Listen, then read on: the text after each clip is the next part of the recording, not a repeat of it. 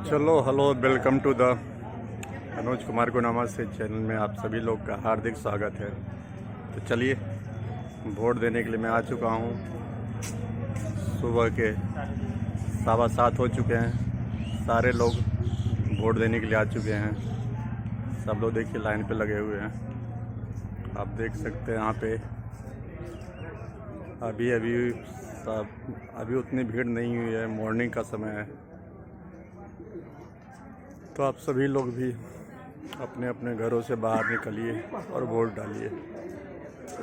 तो चलिए, जय हिंद, जय भारत। वोट बहुत ज़रूरी है देना। वोट बहुत ज़रूरी देना है।